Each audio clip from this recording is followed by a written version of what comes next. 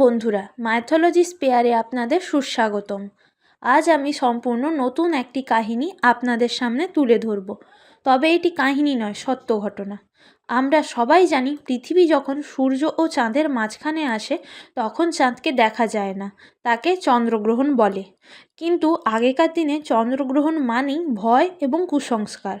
বয়স্করা বলতেন এ সময় বাড়ির বাইরে যাওয়া উচিত নয়, কারণ অশুভ শক্তি নাকি তখন পৃথিবীতে ঘোরাফেরা করে। এটি 1898 সালের একটি ঘটনা। তখন বাড়িতে বিদ্যুৎ ছিল না, কেরোসিনের প্রদীপের আলোতেই দিন কাটত মানুষের।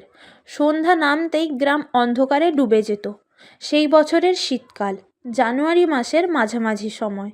গ্রামের মাঝখানে ছিল বিশাল এক পুকুর, তার পাশেই পুরনো বটগাছ।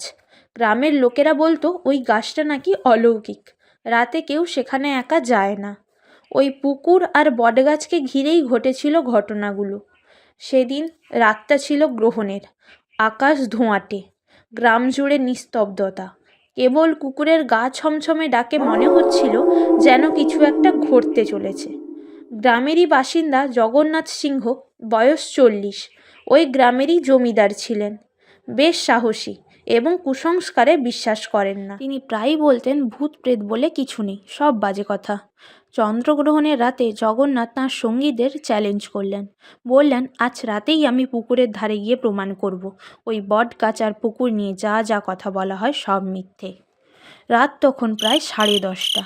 চাঁদ পুরোপুরি গ্রহণে ঢেকে গেছে। তিনি তার বন্ধু গোপাল আর গ্রামের কেরানি হরিদাস এবং গ্রামের কিছু যুবকদের সাথে নিয়ে ওই বটগাছের কাছে গেলেন। পুকুরের পাড়ে পৌঁছতেই বাতাস যেন আরও ভারী হয়ে উঠল। চারপাশে গা ছমছমে পরিবেশ। হঠাৎ দেখলেন বটগাছটা যেন অদ্ভুতভাবে নড়ছে, যদিও বাতাস তখন একদম বন্ধ। জগন্নাথ প্রদীপ জেলে বটগাছের নিচে বসে বললেন, দেখলে ওই কিছু হচ্ছে না। ঠিক তখনই একটা ঠান্ডা বাতাস হঠাৎ পুকুরের ওপর দিয়ে বয়ে গেল। বাতাসে একটা গন্ধ ছিল, সরসর করে কেঁপে ওঠার মতো। পিছনে থাকা এক যুবক বলল, এবার ফিরে যাই, এখানে ঠিক স্বাভাবিক লাগছে না। জগন্নাথ হেসে বলল, কি বোকা, এমন ঠান্ডা রাতে একটু বাতাস বইলে কি এমন হয়? কিন্তু তার পরের মুহূর্তেই চারপাশে এক অদ্ভুত আওয়াজ হতে শুরু করলো, যেন দূরে অনেকগুলো শেয়াল ডাকছে।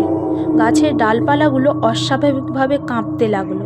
হরিদাস ফিসফিস করে বলল, দাদা, এটা স্বাভাবিক নয়, ফিরে চলুন।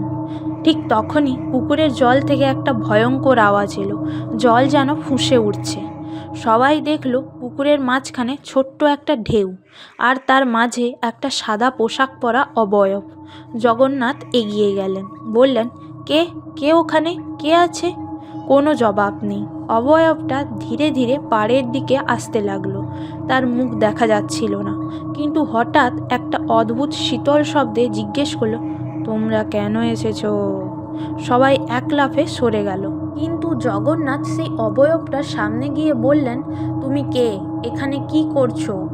অবয়বটা কোনো উত্তর দিল না, বরং হঠাৎ করেই একটা অদ্ভুত হাসি দিয়ে বটগাছের দিকে তাকালে বটগাছের ওপর থেকে বিশাল একটা ছায়া মাটিতে নেমে এলো। সেটা মানুষের মতো, কিন্তু লম্বা আর বিকৃত। তার হাতের আঙুলগুলো লম্বা আর ধারালো। গ্রামের যুবকেরা একে একে পালিয়ে গেল। গোপাল আর হরিদাসও ভয় পেয়ে পিছু হটতে লাগলো। কিন্তু জগন্নাথ সেখানে জমে গেলেন। তিনি দেখলেন পুকুরের জল তখন কালো হয়ে উঠেছে, আর সাদা অবয়বটি ধীরে ধীরে তার সামনে এসে দাঁড়ালো। এবার স্পষ্ট দেখা গেল তার চোখ নেই, মুখে কেবল ফাঁকা গর্ত। জগন্নাথ ভয়ে চিৎকার করতে গিয়েও করতে পারলেন না, শব্দ গলায় আটকে গেল। তখনই সেই বিকৃত ছায়াটি সামনে এসে বলল, তোমরা গ্রাম ছেড়ে চলে যাও, এখানে থাকলে কেউ বাঁচবে না।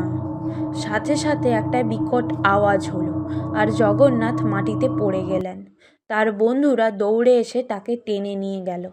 পরদিন সকালে জগন্নাথকে অচেতন অবস্থায় বাড়িতে পাওয়া যায়। তিনি বেঁচে ফিরলেও আর কোনো দিন কথা বলতে পারেননি, চোখে ভয় জমে গিয়েছিল। তারপর থেকে গ্রামের মানুষজন সেখানে যাওয়া বন্ধ করে দেয়। তারপর থেকে জায়গাটি পরিত্যক্ত হয়ে যায়। সময়ের সঙ্গে সঙ্গে বটগাছটা শুকিয়ে যায়, আর পুকুরটাও ভরে ফেলা হয়। এমন ঘটনা হয়তো ঘটে যা বিজ্ঞান ব্যাখ্যা করতে পারে না।